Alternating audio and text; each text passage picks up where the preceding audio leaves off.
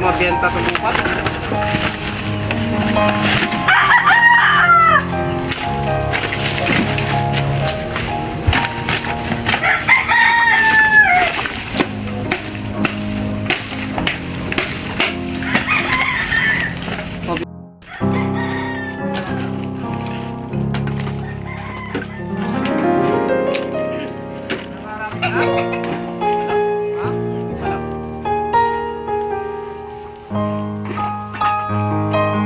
Hoy! Saan kayo pupunta? Nangangalakal lang po kami, ma'am. Bakit dito kayo gumagawa? Alam niyo maraming manok dito. Hindi, nangangalakal lang po kami, ma'am eh. Huwag kayo rito, doon kayo banda. Hindi dito po maraming kalakal eh. Maraming manok dito dahil bakit may nawala rito kaya sisisihin. Iiwasan po lang namin yung manok. Hindi, doon kayo. Ba't dito nyo naisipan mga lakal?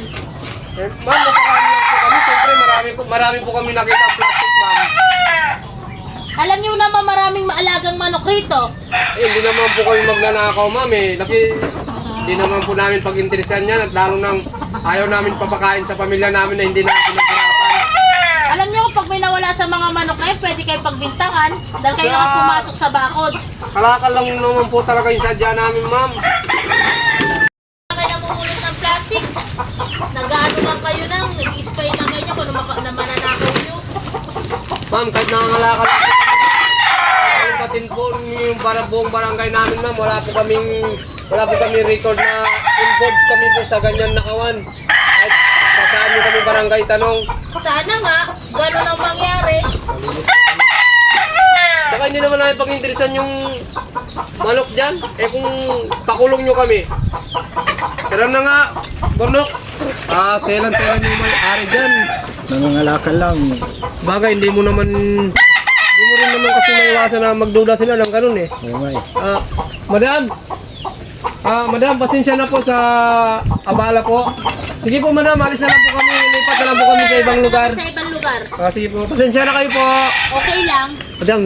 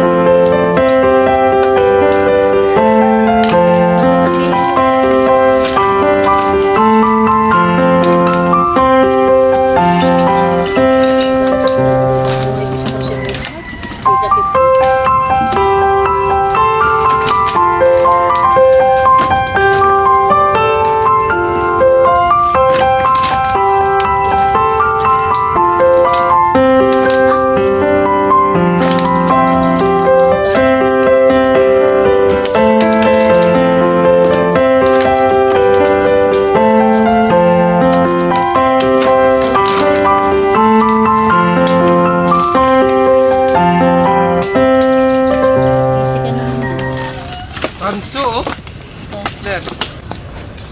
Hirap pala ng buhay din ng buhay natin, no? Oo. Meron din palang tao na minsan di ka rin lang maintindihan. Kahit wala ka namang ginagawa, pinag-isiman ka na hindi maganda. Oo nga eh. Nangangalakal ka lang naman. Nakakalakal ka lang naman kung anong pang ibig sabihin. Pero hindi natin sila masisi eh. Mayroon ibang kasing tao na gumagawa. Baka isipin nila sa atin na kung ano yung ginagawa natin doon. Pero okay lang naman yun. At least, malay mo nga naman, pagbibintangan tayo doon kung may mawawala. Eh kung may mawawala doon, di tayo pagbibintangan dahil tayo lang nandun eh. Tayo rin pagdudahan. O tara na, lipat tayo doon sa kabila.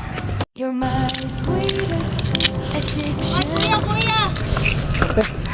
Diba yun yung may-ari kanina? Ano nangyari kanina? Ano naman kaya sasabihin nito? Baka mamaya...